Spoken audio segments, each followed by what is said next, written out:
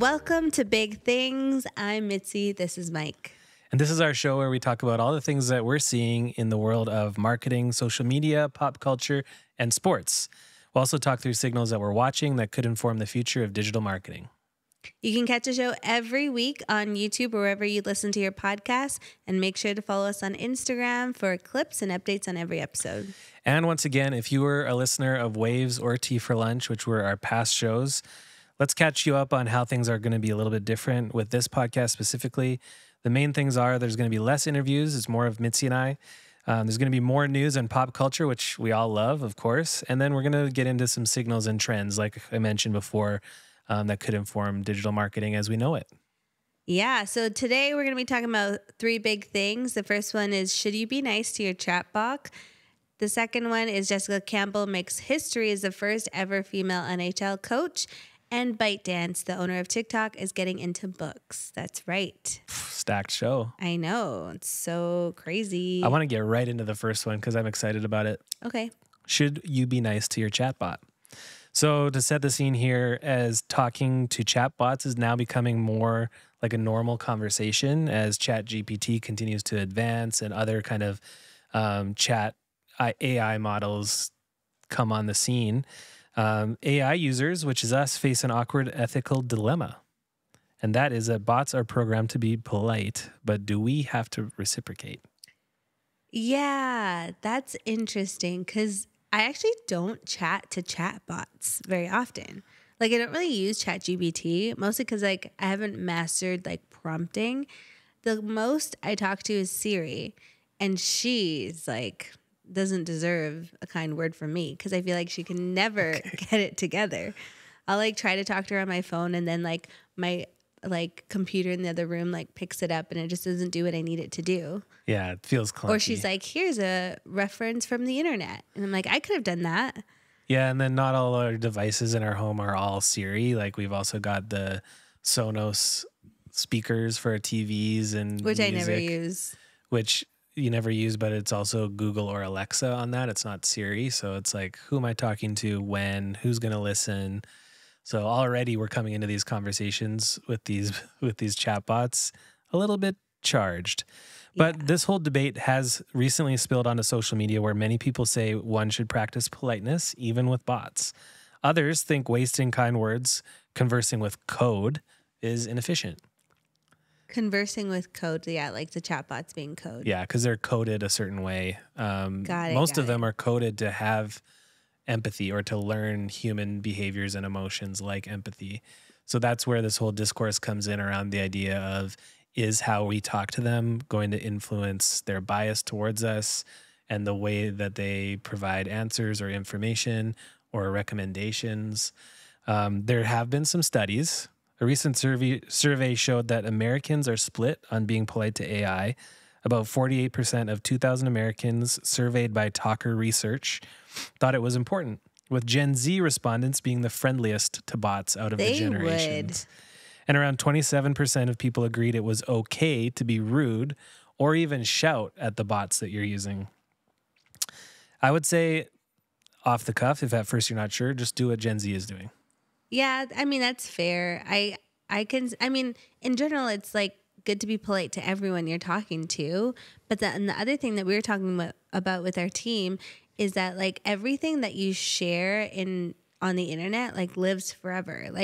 There is a database where your prompts and everything's being stored.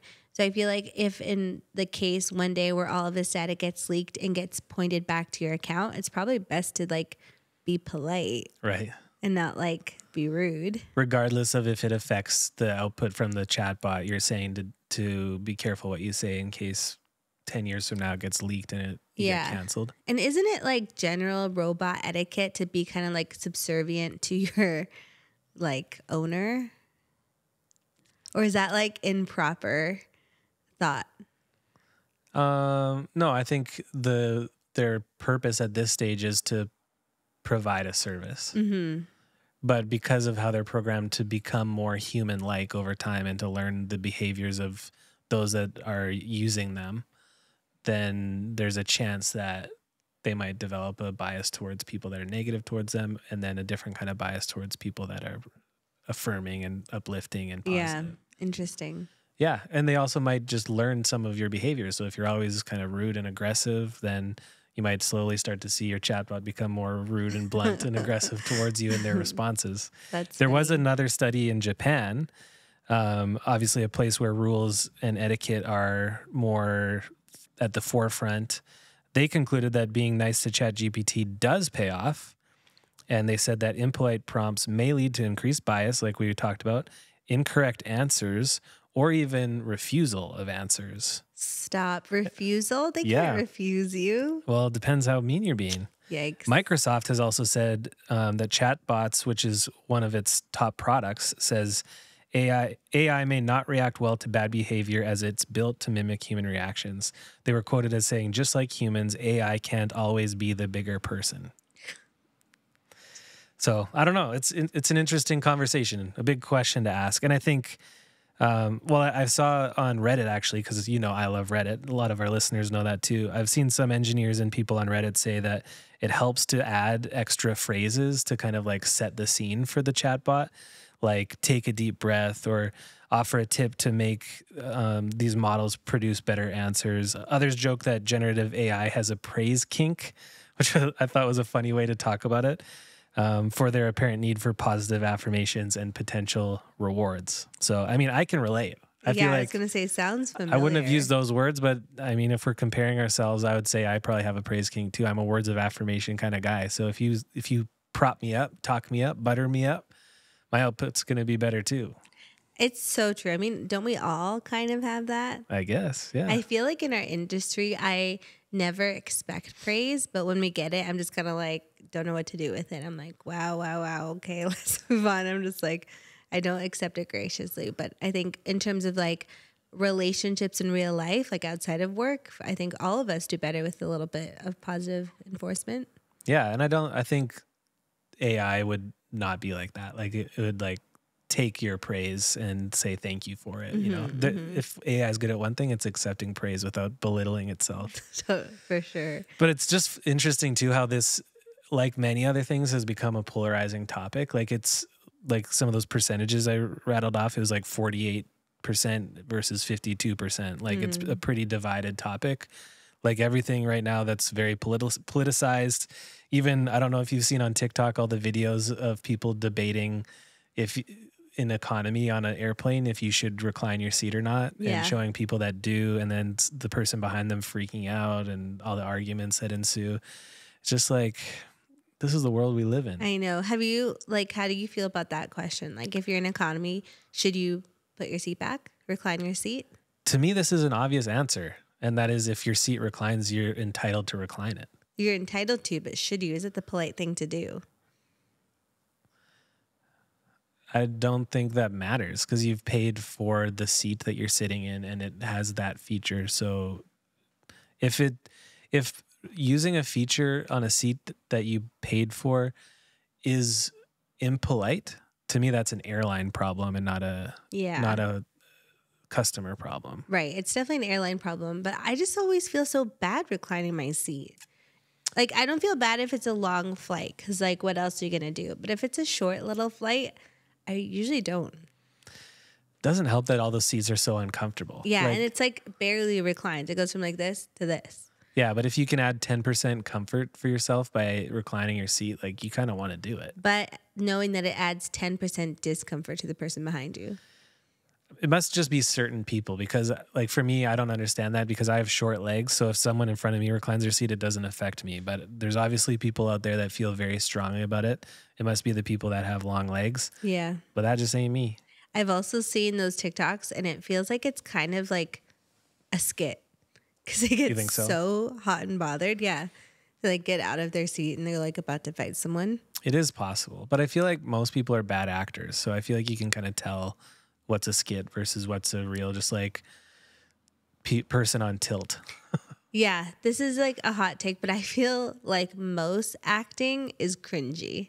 Yeah. Like even if I'm watching this like amazing film and I know I kind of like, it sounds like I hate movies and it's not that I hate movies. I just don't like choose to watch movies often, but even if I'm watching like a really like critically acclaimed movie, I kind of get the ick when I see someone like doing a dramatic scene or like a monologue. Like it's kind of embarrassing just thinking about like all the people watching them, and I just think it's like, yeah, I get cringed. What's embarrassing about it? Because it's just, at the end of the day, it's art. We all know that they're acting. For it's sure. not like we're supposed to not know. But it's like they're so deep in this like other person that they're pretending to be. Like I think that's kind of funny. Like method actors. Yeah, like I don't think so much like say a period piece. It's like, okay, like we're all in this together. We're all wearing like, you know, the costumes and like have this set. But like if it's like a modern day everyday person like being super dramatic in like a courtroom, like that is embarrassing.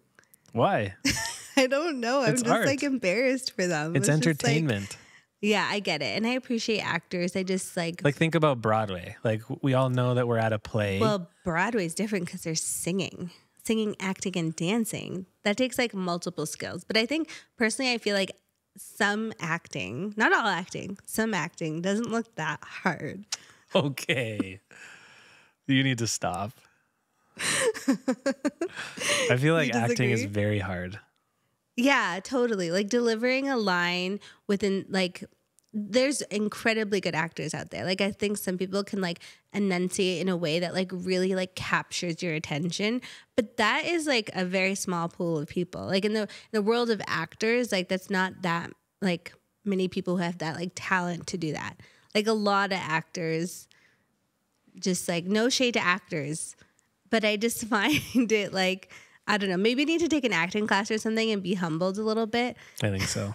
I'm going to sign us up. Yeah, sign us up. We were already planning to do improv, but I just find it kind of cringy. At this rate, we're going to be in like musical theater or something. Just like our daughter. Who are you going to diss next? Musicians? No, I know. I don't mean to diss actors. Like I really appreciate you all and all the work that you're doing. And I appreciate Hollywood a lot and celebrities, and thank you for the Vanity Fair after party. But yeah, that's all I'll say about that. All right. No coming back from that one. But speaking about AI, like it feels like this like discourse is kind of like reminds me of what people pass judgments on like whether someone's a good person based on like how they act in public, or like right now it seems like we're talking about like how they treat their AI. It reminds me of like how people pass a judgment on how people treat their servers, because I feel like that's like similar litmus test. Yeah, I think that's like the number one way, especially if you're in the dating scene. Like on your first date, if you're in a kind of like a service environment, how does the person you're sitting across from treat your server really dictates the rest of the date, but also if you want to see them again, and also just your overall assessment of if they're potentially a good person or not. For sure. I've been there. I've been in moments where like the person I'm on a date with like did not treat their server. Wait, you've gone on dates with people other than me? Yeah, before I met you. Oh. Long time ago. Yeah, okay. This is just jogging up a memory that I've repressed, actually. So were you on some dates with people that didn't treat the servers well? Yeah. Okay. Yeah, it wasn't good. I don't think I've ever really... Like, some people could be nicer, but I don't think I've ever sat across someone that was just, like, blatantly rude to a waiter. I don't think I could ever be rude to a waiter. Knowing, like, I've been a server before, like, I just, like, even if, like, I think you can recognize, like, bad service, but I'll never, like, not tip. I'll still, like, be kind. Like, I just really feel for servers. That is an art. Yeah, and I think a lot of people, while we're on the topic, walk into restaurants or cafes or wherever they're going with this like sense of entitlement that the tip needs to be earned. But I feel like I've just like always had a different perspective. In my mind, I'm always like walking into these environments thinking, okay, I need to set the tone so that I get the best service. For sure. So it's like how you treat them, and then like if you're, I mean, this doesn't affect it if you're just there for a meal and you tip at the end, but if you're going to be like doing multiple things at this venue, like how you tip the first time is going to dictate how they treat you the next time and the next time. Yeah. So I want, especially if I'm going with friends or if I'm trying to impress someone, I want to be somewhere where I've shown them that I'm a good customer and that I value what they're doing, so that they're happy to see me. They want to give me the best service and even like go above and beyond, you know? Yeah. This reminds me, do you feel like our tipping industry has gone too far? Like everyone's asking for tips these days. I think there's obviously two sides to everything like that. It is hard for me to wrap my head around tipping when there's little like service involved, you know, like when you order pizza for pickup and you go pick it up and they're asking for a tip. Right. You know, like you made the meal, but you were paid for that work. Right. You haven't like served me a beverage or like done anything beyond that, you know? And that's hard for me to understand. Also, though, I know that in the service industry and the food and beverage in general, people tend to be underpaid. So I empathize with that as well. What do you think? Yeah, I feel like I agree. Like I think there are a lot of moments, like if someone has served me or spent time to like bring me anything or whatever, like I'll always tip. Like even in cafes, like I don't mind tipping, but there's some places like actually Starbucks just started including tipping in their app when they didn't used to. And it got like a lot of like controversy around it because they're like, last thing I'm going to do now is tip my barista.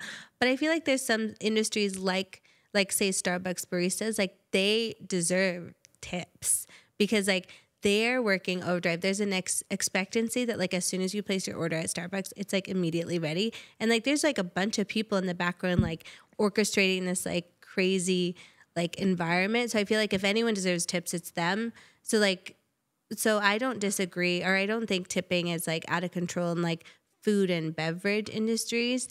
But I think the tipping culture where it's like doing anything for someone deserves the tip. Like that's kind of silly sometimes. Yeah, you make a good point. I feel like it's so nuanced because even with the Starbucks mobile order, I get why some people would be like, there's no chance in tipping on that, because it's similar to like ordering something for pickup and there's no service involved. But I also think, especially in a coffee shop kind of context, not all the time, but a lot of the times, like we use mobile pickup with Starbucks when we order often. And usually there's like 1 or 2 or even 3 Starbucks in the city, depending on where we are and where we're going, that we frequent the most. Yeah. And I think like in the same way that you're going, the coffee shops that you go to sit down and drink your coffee or read a book or do some work, with mobile pickup, you still have the opportunity to build a relationship with your baristas, you know, and to be like part of the community or be a regular. Yeah. Even though you're just walking in, getting it and leaving. Yeah. And so that's where I like a tip feature in those contexts, because then as you get to know that those baristas that work at that location, they like you, they know that you appreciate them. And like $1 extra on your order, like you're not going to notice that. Yeah. And there's a Starbucks in town. It's so busy. It's like impossible to find parking when you're like just picking up a coffee. Their whole lot is just for that, but it's still like so busy. It's just like such a crowded Starbucks. They always have like 8 people working. It's always so busy. And without fail, if I go to pick up a coffee in the morning, this one guy, he's like smiling and saying good morning and saying thank you for everyone who picks up a coffee. I'm like, you know how exhausting that is to be on your feet for like 8 hours doing that? Like you have to just be a really happy person. Yeah, they deserve tips for sure. Yeah. Like, I think anytime someone goes above and beyond in terms of acknowledging you and like serving you, they deserve a tip. Yeah, I really think the only times that I've started to tip less is when I go to a place frequently or multiple times and I've done my part, but there's just like a waiter or a server or a barista that just chooses violence. Like not true violence, but just chooses to be grumpy anyway, even though like I'm going above and beyond to be thankful or like to ask nicely and to tip well. And after that, I feel like there's this slow regression for me of like, I'm just going to try less and tip less because no matter what I do, this person just isn't enjoying life. But you always tip 10% at least, right? Yeah. Or 20. 10% is low. 10% is like bare minimum. I feel like I start at 20, and if you do something to like erode that, then I'll come down slowly, like a few percent at a time. Yeah. Over repeat visits. Yeah. But if it's impeccable and amazing, I'm happy to go to 25 or 30 just for sure, because I want that experience again. Absolutely.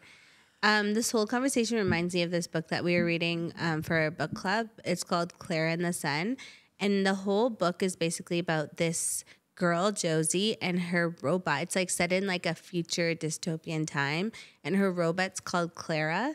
and it's like it's a good robot name. They're called artificial friends, and basically the whole book's about Clara and like her journey and like learning about like human emotions and learning about her like family that she lives with and stuff. It's a really good book. You should go check it out and then listen to the podcast episode about that episode. It's called Easy Reads.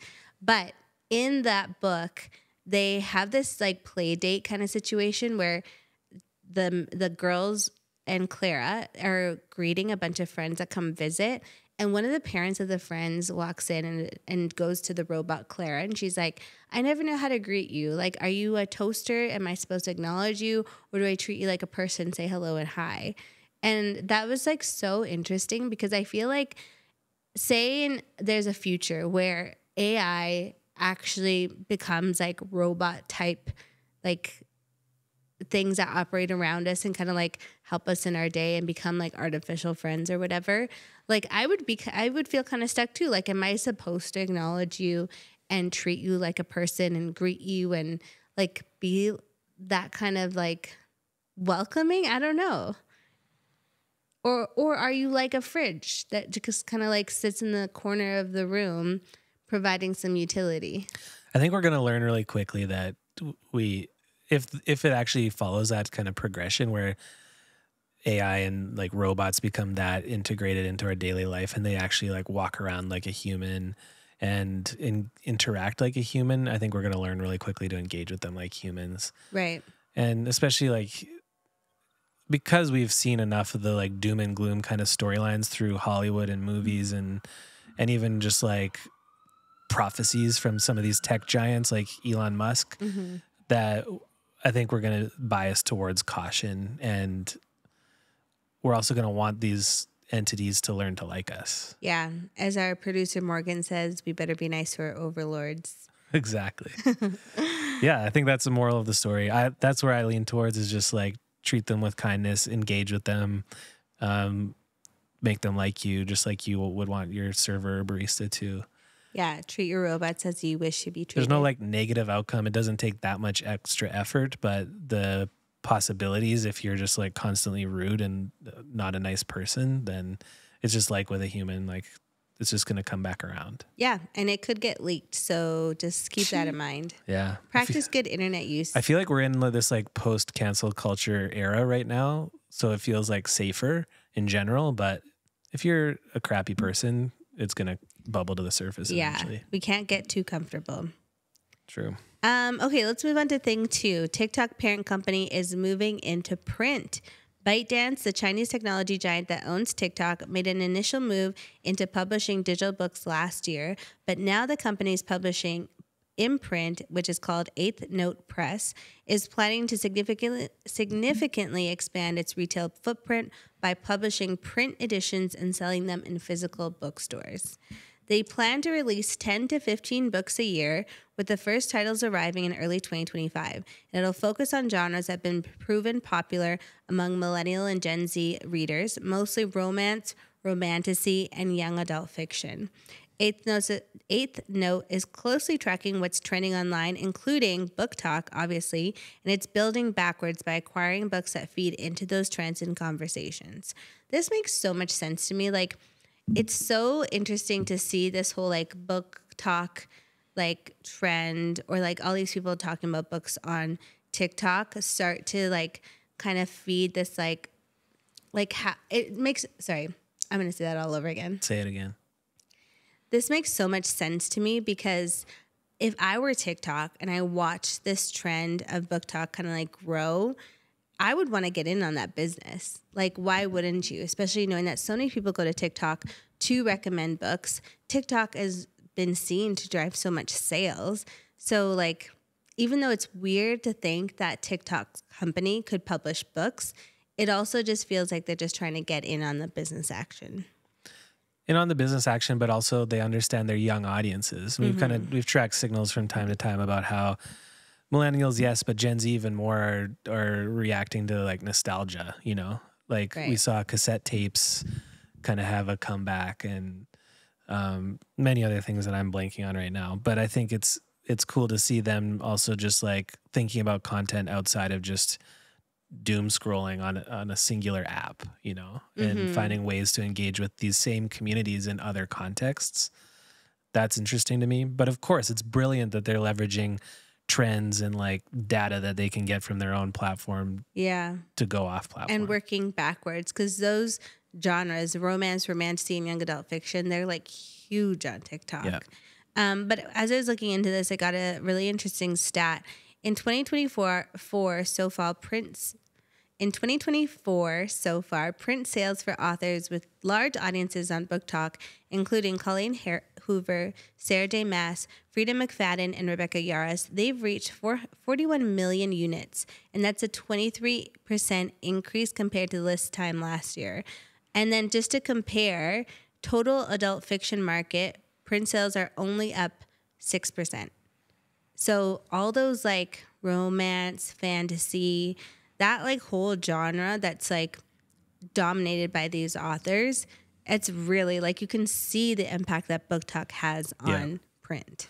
Yeah, and it's with BookTok has come this emergence of the creators that are just like book recommenders. They're avid readers and they're sharing their top fives and rating books and things like that.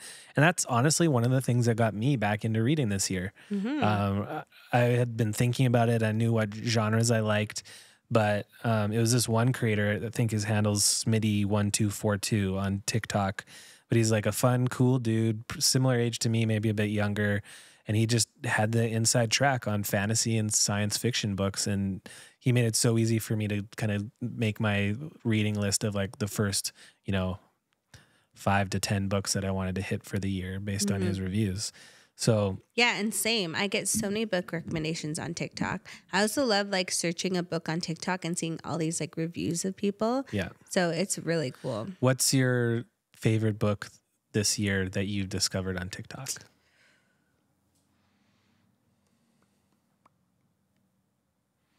While you're thinking, I can go because I already know. Well, I have to first give credit to you because you introduced me to that creator that I mentioned. And it was because he talked about a specific book called The Will of the Many, which is a fantasy book. And it was more of a recently published fantasy book as well. There's a sequel coming soon and I can't wait for it. But that book was so good. And that was the one that really pulled me back into fantasy. I've also, I think, like when I was younger in elementary school and even into high school, I read a lot of books and I was into fantasy and sci-fi. But I think as I got into university, we already have seen data that says university students are reading less than ever. Yeah, but it just wasn't on brand for me to read fantasy books at that stage. There's all this pressure to be cool and to show up a certain way. And you don't think fantasy is cool? At the time, no. Oh. At that age, probably for a lot of people, no. But at this point in my life, I feel like I'm more secure in who I am. And you're married to me, you're stuck with me, you love me anyway. So I can read whatever I want. So fantasy. Oh. But also then this same creator got me into my other favorite book of the year, which was different, but also fantasy. And it was called The Sword of Kaigen, Kaigen. And that was probably the best book I've ever read in my life. You're welcome. I want to read it again. That's the one that you cried in, right? I don't think I cried, but I would, because we read at night, like bedtime. And I feel like there's a couple times where I put my book down way too late at night to go to bed and I like couldn't sleep because I was just feeling the weight of the emotions of the things that happened in the book. Yeah. I'm about to get into a really popular fantasy book called Fourth Wing. It's our next book. That's on my reading list. What? Really? Yeah, just because people in the fantasy space talk about it a lot. Yeah, it's like a very popular book. Yeah. But for the girlies. Is it? I don't know. Okay, I don't have to read it, but you can read it. Feel free. We should read it together. Okay, sure. Would you? I can be a guest on your other podcast. No. Oh. Speaking of, if you're not familiar, I have another podcast. It's called Easy Reads. We just did our first book event last week, which was a huge success, if I do say so myself. It was a little book swap, and it was so fun. Everyone brought a book, wrapped it, wrote a little card about it, and then you could like trade it in for a different book that someone else brought. And it was just really fun. And I feel really proud of it. Yeah, it looked fun. I was on kid duty, but I'd love to be at the next one. Yeah, come. Okay. We had one boy at our last one. Nice. It's a club for the girlies so far. Yeah, but I mean, you're always welcome to come if you want. All right. But you haven't said your favorite book that you've read so far. Oh, yeah, it's hard because I feel like a lot of the books that we've read on the show, like it's pretty popular on TikTok. One of the best books I've read this year was Matthew Perry's biography, and I actually listened to it on audio because he's got a great voice. One of those actors who really whose voice really pull you in. But it was really good. It was really sad, but it was really good. And that's also a really popular one. Not necessarily in BookTok world, but it was really good. I feel like a few months ago you rated a book 5 out of 5. I rated a few books. Well, I rated a book, I'm Glad My Mother Died or My Mom Died by, I forget what her name is. We can drop it in the show notes. Yeah, that book was really good. it's a memoir, and it's like, I also listened to it. It was really well done, really important, really some parts sad, some part fun and funny. I also read Just for the Summer, which is actually one of those popular romance books on BookTok too, by Abby Jimenez. That's a good one. Nice. She skyrocketed. I think that's the one I was thinking of for you. Yeah. TikTok specifically helped her really pump her book out. So yeah, that's a good one. Cool. Yeah. Books. ByteDance is getting into it. I also feel like ByteDance has funny names for things. ByteDance is a funny name. Eighth Note Publishing is a funny name. It's quite the tongue twister. Eighth Note. I know. Publishing. And even TikTok. Obviously it just seems like second nature now, but when it was a new app, TikTok was such a weird name for an app. Does it have to do with time or clocks or what, Made me think of Kesha. I know. Same. Yeah. But there's no brand partnership with Kesha, so we were all confused. But here we are. It's too bad. TikTok's one of our favorite apps. Now they're just coming up with other things with weird names. Speaking of TikTok, I just got the STEM feature on TikTok. Me too. I have it now too. I haven't explored it, but I noticed I didn't. It was so boring. And then I felt embarrassed because I was clearly I need this feed. This isn't the hot garbage that I'm used to. Yeah, I'm bring me back to celebrity gossip. But yeah, it was math equations and cool. I'm gonna have to check it out. Dinosaur discoveries. I think that sounds like my normal algorithm. Maybe one day I'll evolve and really enjoy that section, but so far it's a no-go for you use those parts of your brain all day at work, so if you just need to doom scroll at the end of the day, then go hard. Well, that's nice. Thanks. For thing 3 today, Jessica Campbell makes history as the first female NHL assistant coach. So cool. The 32-year-old was hired by the Seattle Kraken in July, and on Tuesday night stood behind the roster on the bench for their season opener against the St. Louis Blues. Question. What's a Kraken? A Kraken is like a sea monster, isn't it? Oh. I don't know. You never watched movies that had pirates and they're talking about the Kraken? No. What movie? Peter Pan? I don't think they've mentioned Kraken in that movie. I want to say there was talk of it in the Pirates of the Caribbean, movies like that. But anyways, that's what a Kraken is. And Seattle is coastal, so it kind of makes sense. Got it. So they played the St. Louis Blues. Jessica Campbell was quoted as saying, "I definitely understand that the magnitude and the importance of this moment is really important for our game." Before joining the Kraken, Campbell had made history in the American Hockey League as an assistant coach for the Coachella Valley Firebirds. Cute. Talk about crazy names. She helped the team reach the Calder Cup finals in both her seasons there. And before that, during the pandemic where this all kind of started for her, some NHL players were looking for ice time and all the rinks were closed, but she had access through her power skating company. And after the players skated with her, they were all impressed and started inviting their other elite hockey friends to participate in these skates. So the Seattle Kraken, they're coached by former Stanley Cup champion Dan Bylsma, who brought Campbell in after he was appointed in May. So I read a couple articles about this because I think it's cool and I'm also a hockey fan. And I kept seeing articles and journalists and even this coach and Campbell herself say things like it's good for the game. And I totally agree. But I was just trying to do some thinking around why is it actually good for the game? Other than the fact that it's cool to see a female coach in a male-dominated sport, what is the benefits? And I'm not an expert in this, but some of the things that I've thought about are I do think as someone who hires people, in the agency that we run together. I think when you open up job or even leadership opportunities to a whole new group of people that you haven't accessed before, that is good.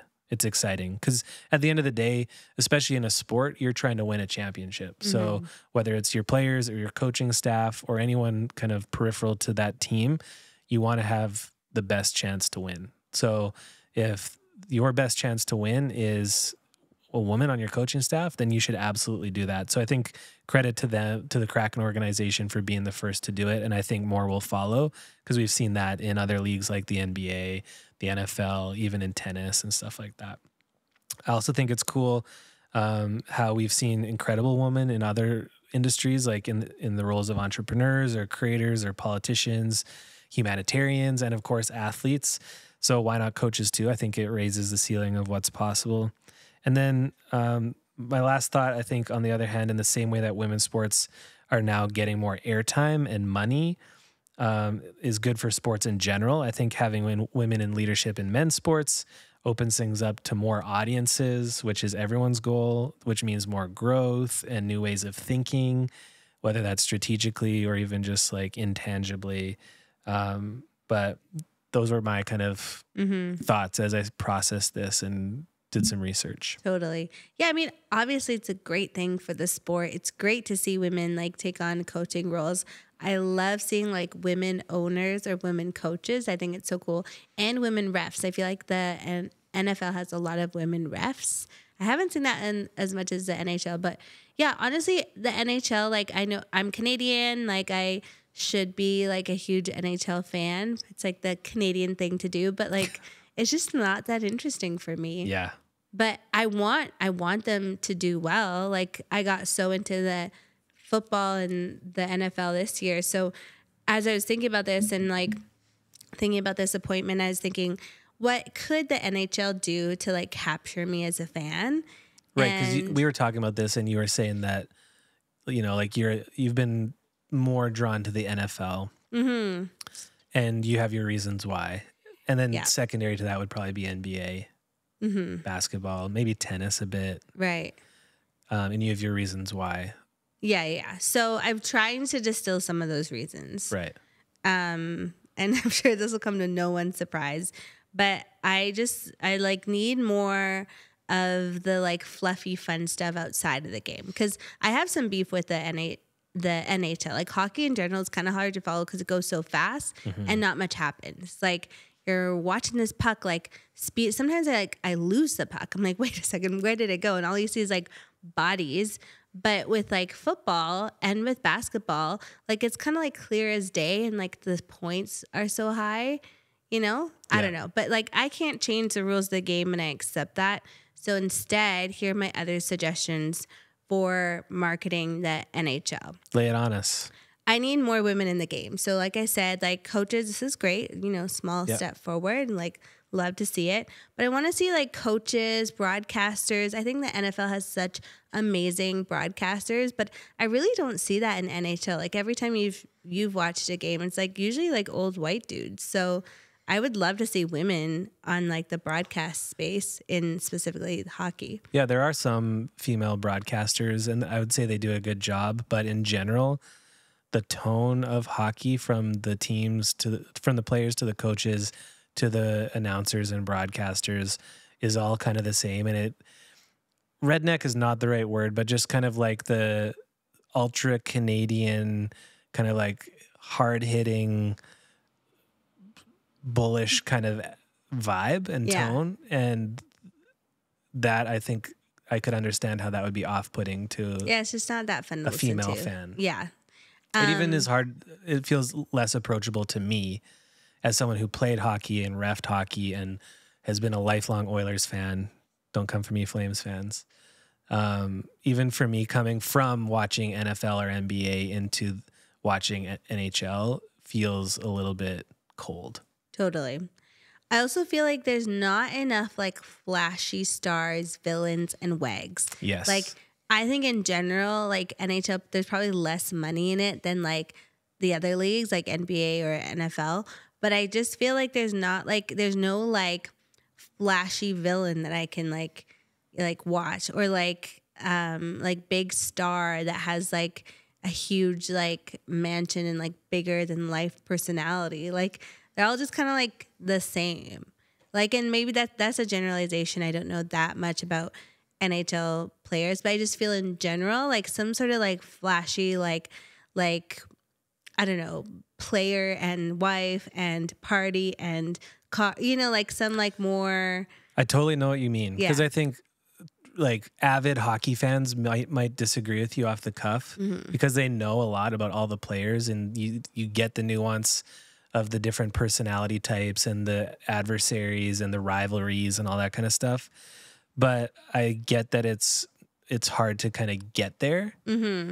And I think part of it has been that there's been less content on streaming platforms. Like we get a lot from football, we get a lot from F1, we get a lot from tennis and golf and basketball, with like shows and stuff like that take you behind the curtain. Yeah. But just the other thing that I think makes a difference is I feel like the media training is just different in the NHL for players and coaches too. Maybe it's media training, maybe it's just the culture of the sport. I think it's a culture. Yeah, it could be both, like media training that's perpetuating that culture, but no one says what they're actually thinking, except a couple like kind of rogue coaches.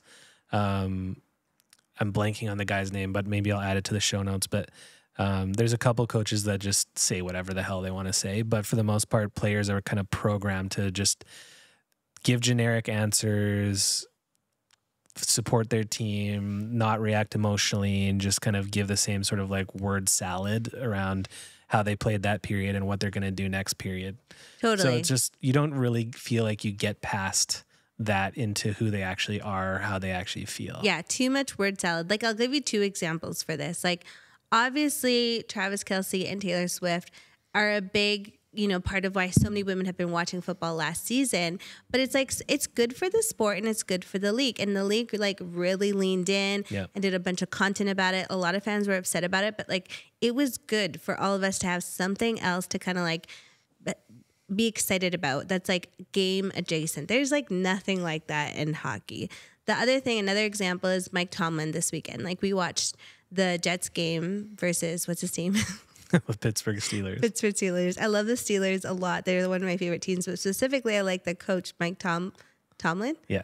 He is so cool because he just doesn't seem like he puts up with any like, I don't know, BS. Yeah. And he did like a post-game interview because his team won. They like killed it against the Jets, and it was like a big game because everyone was like expecting the Jets to do amazing. They just got this like star player or whatever. And in the press conference, they were asking for his reaction, and all he said was like, "That's why I'm well compensated." Mic drop, and he left. Like, it was just so beautiful. I mean, like, he said other things before that, but when he was answering that question, that's like what he said. And I just like, that's such a great soundbite. It gives us something to chew on that's outside of the game. Like we just need like the sideline stuff. Like all those post-game interviews of like the hockey players in the change room, like they gave us nothing. I know. Yeah, I think you're onto something. Yeah. Okay. The other thing that they need is more storytelling. So like you mentioned too, like there's no documentaries really about that. I think there is one that just came out called Face Off, which we should watch. But like NFL Films has been around for a long time. They like put a lot of money into like telling the story of their teams and their players, and they really don't do much of that for hockey. Yeah, and we got the same for NBA. Like we got The Last Dance, we got Starting Five. There's been all sorts of different docuseries and movies, even that movie about Michael Jordan that Ben Affleck was in. I forget what it's called. The Big Short? Or no, that's not it. Not The Big Short. Good movie though. I think it was called Air. Yeah. But yeah, there's just been so much of that. So like whether you're a really intense fan or just kind of like a fringe fan, you know the league, you know the players, you get the language and the dialogue, and it's easy to jump in. But yeah, I feel like NHL has been tough. The one thing I will give the NHL is I feel like as someone who watches multiple leagues and their playoffs, NHL playoffs have to be the best playoffs. But that's because of the actual game, right? Like that's what makes it so good. Yeah, but you also really see the fan bases come to life, and you also see, because the season is long and then the playoffs are long because they're all best of 7 series, it is so grueling, and the players grind it out, and that's where you start to see some of the walls come down and the emotions come out. But how do you see that? In like post-game interviews and like social media. And so I was like just going to say, we need more pre-game, post-game content and halftime content. Like the NFL has obviously a huge Super Bowl performance. Like, not that they need to go to that scale, but like give us something else to like be watching as part of this whole like package, you know? Right. Like create like a world around NHL for other like people who can like get into it, you know? Yeah. Like there's nothing really that happens. Like like I'm sure playoffs is really exciting, but I just like, I remember for different games in like football, for example, like they really create like such great storytelling around before and after the games. Like, remember there was that crazy snowstorm, I think it was in Buffalo, and they like the city offered anyone who came to the stadium and shoveled snow like a free ticket to a game, and like thousands of people came. Like, that's a good story. Like, there's just like nothing that's really happening around hockey. Yeah, I mean, there's definitely fan access points and opportunities, especially for like the super fans. Like when I've gone to games in Edmonton, for example, like that place is crazy. And for sure. to be an Edmonton fan, you're part of a movement. But I haven't seen that, you know? Like, so what we need is, because we're kind of on the fringe, we need anyone who's a listener or watching on YouTube that is a big hockey fan, come to us with some counterpoints. Give us some ideas of what it is that makes the NHL special compared to the NBA or the NFL, or even things that we need to watch so that we can get it more. Yeah, I think like the NHL, like I'm going to pay attention a bit more to like how they do like their social and things, but maybe they need a good like influencer push or something. Yeah. Because NFL does that. They just need better wags. For sure. Well, there's other stuff going on in women's sports this weekend, wasn't there? Yep. Speaking of women's sports, the Liberty just won the WNBA final against the Minnesota Lynx. I think the WNBA obviously made some huge leaps and bounds this year, so it was cool to kind of see that season come to a close. It was a little bit controversial because there was a foul called right towards the end of the game that gave the Liberty the opportunity to tie it and send it to overtime. Yikes. And lots of people thought that foul shouldn't have been called, including LeBron. He jumped on Twitter right away and was like, you can't be making those like weak calls at the end of a final like that. Let the players decide the outcome, which makes complete sense. And then it went to overtime, and then the Liberty ended up winning, where the Lynx otherwise would have if the foul hadn't been called. Yeah, I didn't watch the game at all. I have no idea what's happening in the WNBA, but I did see Nike's video about it, which was so epic. It's like, it like gives me chills just thinking about it. But it was like a slow-mo video of the Statue of Liberty. The torch holding the flame. And it was like drone like footage like going around it. And then it shows that the Statue of Liberty hand has like a championship ring on it. And then the tagline was Liberty has a nice ring to it. Whew. Nike is right now, they're killing it in the copy game. I want to know who the copywriter is for their like specifically, I think, basketball athletes content. Like in general, like Nike's copywriting, like even around the NBA championship last year and around the Olympics, they came out with some really cool stuff. That's the one prompt I know for ChatGPT is like, pretend you're a Nike copywriter. Yeah, so you got to talk them up. That's all I got. You got to really tell them, you got to speak identity into your chatbot. Yeah, I got to really empower the chatbot. Yeah. But that's the only one I've ever tried. Well, I think that's all we got today. Ended off with the Liberty. Make sure you're nice to your chatbot. I got the gong to send us out, but please watch on YouTube, like, subscribe, follow us on Instagram, drop a comment, send it to your friends. We'll see you next time. Beautiful. I'm starting to warm up to it. I'm not hitting it as hard either. So yeah, I appreciate that. Well, that was fun. We made it past 40 minutes. Oh, yeah, we did. Sorry about that. Sorry about that.